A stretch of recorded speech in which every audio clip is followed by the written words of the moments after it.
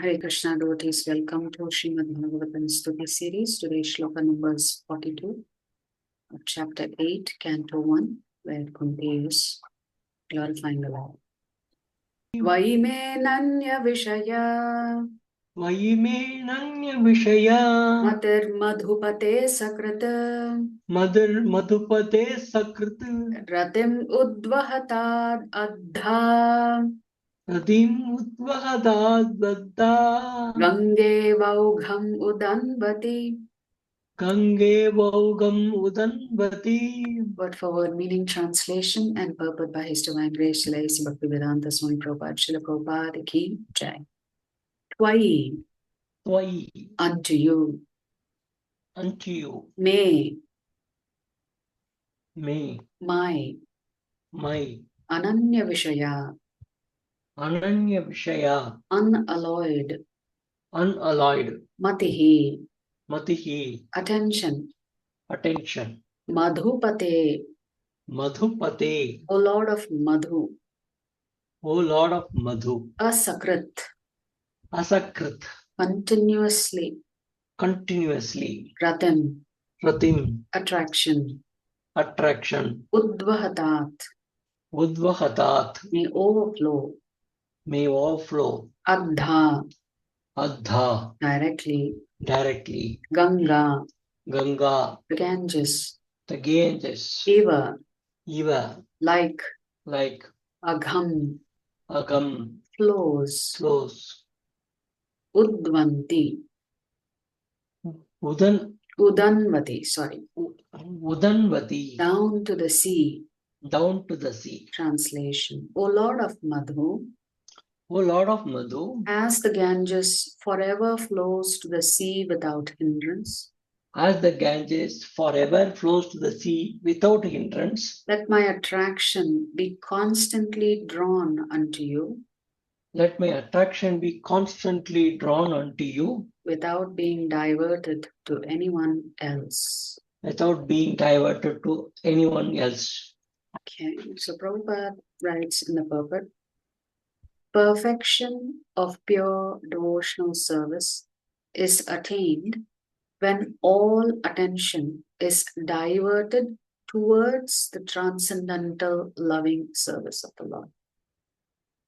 That means pure devotion is awarded to you when you are able to completely focus on doing devotional services unto the Lord. To cut off the tie of all other affections does not mean complete negation of the finer elements, like affection for someone else. This is not possible. So that means Prabhupada is explaining that we can never ever be bereft of our constitutional duty of service. It's not possible. A living being, whoever he may be, must have this feeling of affection for others because this is a symptom of life. So what is the symptom of life? To have affection for others, that's what Prabhupada is saying. The symptoms of life such as desire, anger, hankerings, feelings of attraction, etc. cannot be annihilated. Only the objective has to be changed. Which means whatever else feelings that you have, you direct it towards Krishna. Your objective is not to have your family love you or vice versa. Your objective is to engage in loving devotional service to the Supreme Lord. Desire cannot be negated, but in devotional service, the desire is changed only for the service of the Lord in place of desire for sense gratification. The so-called affection for family, society, country, etc. consists of different phases of sense gratification. When this desire is changed for the satisfaction of the Lord, it is called devotional service. So yesterday we were discussing how Srila Prabhupada uses the analogy of straws floating in the river. Sometimes by the force of the water they come together. Sometimes by the same force and flow of the water they get separated. So this is actually family life from the smallest unit to the largest unit. Right from the nuclear or joint family towards your extended family, society, etc. So here Prabhupada is saying we should simply focus on all of our love and affection should be vested in Krishna. Because one day your family will desert you. Or you will desert your family for Krishna. In the Bhagavad Gita, we can see that Arjuna desired not to fight with his brothers and relations just to satisfy his own personal desires. Yes, so on the one hand, when we read the shlokas where Arjuna is giving his multitude of reasons, it certainly makes you feel that Arjuna is a very compassionate person. As Prabhupada says, devotees are paradukkhadukhi. So they always feel a great deal of distress if they are about to cause distress to others. But then at the same time, Prabhupada here is explaining, ultimately Arjuna did not want to suffer the consequences of the actions that he was about to take, or rather, he was betrayed by a combination of fear of the outcome of what he was about to do, as well as the despondency of feeling helpless about his own family members potentially being destroyed. But, Prabhupada writes, when he heard the message of the Lord, Srimad Bhagavatam Gita, he changed his decision and served the Lord. In the beginning, he was worried about himself. In the end, he was not worried about himself and the outcome. His complete focus shifted to, I'm here to serve Krishna. That's it. If I can please Krishna, then Krishna will arrange for everything else as per his desire. And for his doing so, he became a famous devotee of the Lord. For it is declared in all the scriptures that Arjuna attained spiritual perfection by devotional service to the Lord in friendship. So here, the Lord is guiding Arjuna through all of his conundrums. And the personality that becomes famous at the end of it is not the Lord for giving good counseling, good mentorship, good advice. The person that becomes famous is the devotee, Arjuna. And how much love and affection he had for the Lord that he was ready to listen to the Lord, even though he had reservations of the outcomes. The fighting was there, the friendship was there, Arjuna was there, and Krishna was there, but Arjuna became a different person by devotional service. Therefore, the prayers of Kunti also indicate the same categorical changes in activities. So, Prabhupada is explaining Arjuna and Krishna were friends to begin with. The fight anyway was there. Krishna was there, Arjuna was there. What is the only thing that changed? Arjuna's mood to serve the Lord. That was the only thing that changed. So therefore, the prayers of Kunti also indicate the same categorical changes in activities. She no longer wanted to be held, tied to either her paternal family or the family of her husband. She wanted to sever those ties. And therefore, in the previous shloka that we read yesterday, she is specifically asking that her ties of family affection be severed so that her affection for the Lord increases. Srimati Kunti wanted to serve the Lord without diversion, and that was her prayer. So yesterday we said it was a very peculiar prayer. Why would anybody ask to be severed from family ties? For a greater purpose. This unalloyed devotion is the ultimate goal of life. And if you recollect, Prabhupada gave examples of the Shat Goswamis, how they left everything for the service of Krishna. And the purpose and goal of these great devotees is what? They give up their nuclear family in order to help a whole lot more jivatmas, and in that process, they have a much bigger family to care for. Our attention is usually diverted to the service of something which is non-godly or not in the program of the Lord. when the program is changed into the service of the Lord, that is to say, when the senses are purified in relation with the service of the Lord, it is called pure, unalloyed devotional service.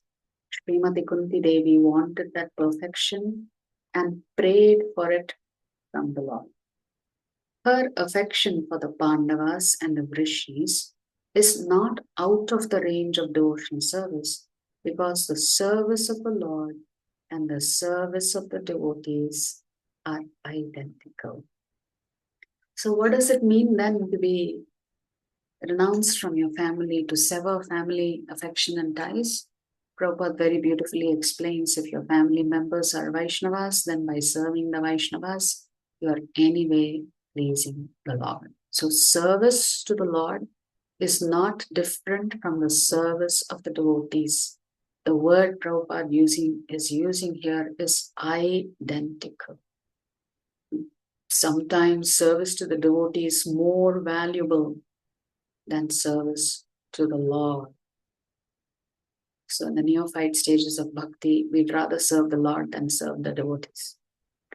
Only when you continue to advance in Krishna consciousness do you really recognize that serving the devotees is more valuable than serving the Lord directly. But here the affection of Kunti Devi for the Pandavas and the Vrishnis are due to family relation. This tie of affection in terms of material relation is the relation of Maya, because the relations of the body or the mind are due to the influence of the external energy.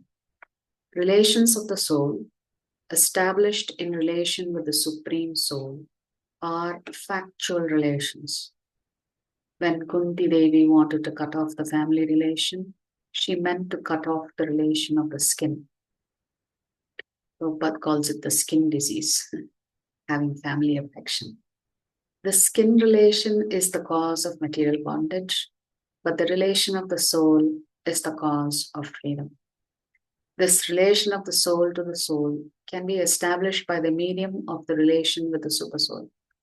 Seeing in the darkness is not seeing, but seeing by the light of the sun means to see the sun and everything else which was unseen in the darkness. That is the way of devotional service. So, in his Mayapur and Los Angeles lectures on this particular shloka, Prabhupada says, if you look at all of the Jivatmas, yesterday we were talking about, I don't know whether it was yesterday or the day before, we were talking about the use of the word Daiva, and demigods being in a separate category on their own. So Prabhupada explains that when Hiranyakashipu does this intense tapas, and the only boon he asks from Lord Brahma is for the boon of immortality.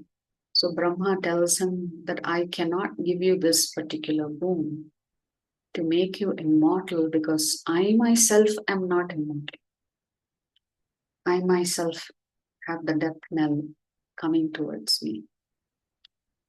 So, and in that instance, there is a very, very beautiful incident that Prabhupada recounts.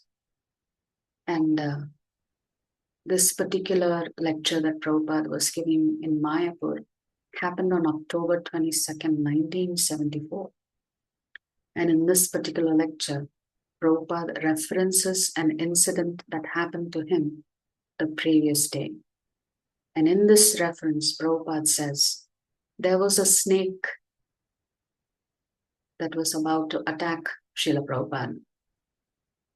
And where was Prabhupada? Prabhupada was on the 3rd floor of that long building. And who saves Prabhupada? Prabhupada was saved by His Holiness Jayapatak Swami Maharaj. So Prabhupada says, I didn't want to die by the bite of the snake. He said, we became disturbed. Why this psychology of disturbance when you're in danger? Because your instinct, Prabhupada explains, is that you do not want to die. And then Prabhupada references, na hanyate na hanyamane sharite. But then we have to give up this body. and you have to take on another body. So the thing that does not die is your soul. So Prabhupada explains that taking birth in India is such a great privilege. And he quotes Chaitanya Mahaprabhu's very famous utterance in the Chaitanya Charitamrita Adi Leela 9th chapter 41st verse. Bharata bhumite manushya janma hailayara janma sarthaka karikara para upakara. Para upakara means to do welfare activities that will be for the benefit of others. And then Prabhupada explains, first, however, we must make our own life perfect. Then we can begin to help others. How do you begin to help others? Just as we were discussing in yesterday's shloka, the proper process is to simply follow Daivi Varnashrama Dharma. When Chaitanya Mahaprabhu asks Ramananda Raya, what is the aim of perfection of life and how do you go about accomplishing this perfection of life? At that time, Ramananda Raya quotes this, recites this particular shloka. Varnashrama charavatha purushena parafpuman vishnur aradhyate pumsam nanyat tattosha karanam. So the only aim for the Jivatmas, Ramananda Raya is saying, is to satisfy the Supreme Lord Vishnu. Vishnur aradhyate pumsam. That's our only goal. So this particular incident of the snake, a huge snake, about ready to attack Prabhupada, and Prabhupada called for help. And at that time, Jayapatak Swami Maharaj immediately steps in. He manages to kill the snake, if I'm not mistaken. Yeah, I think Guru Maharaj actually kills the snake. Prabhupada says in other classes that even a saintly person will not hesitate to kill a snake or a scorpion. Because you want to continue with your seva, you don't want your seva to be interrupted. So for certain animals, killing it is acceptable. But I remember reading that after that was done, still there was a concern expressed that usually snakes also live in pairs in close proximity to each other. And there was concern expressed that if one snake has been killed, the other snake will certainly come in search and potentially take revenge, if you could call it that. So there was fear at that time that because they had killed one snake, the other one will soon come. But Prabhupada says, just look at it. Snakes are meant to be on the ground. This giant snake, how did it come to the third floor, fourth floor of this building? By the Lord's arrangement. So Prabhupada is very, very honestly and very humbly saying he too was disturbed when he saw the snake. So it was a very, very dangerous situation. Somehow or the other, everything was set right at the right time.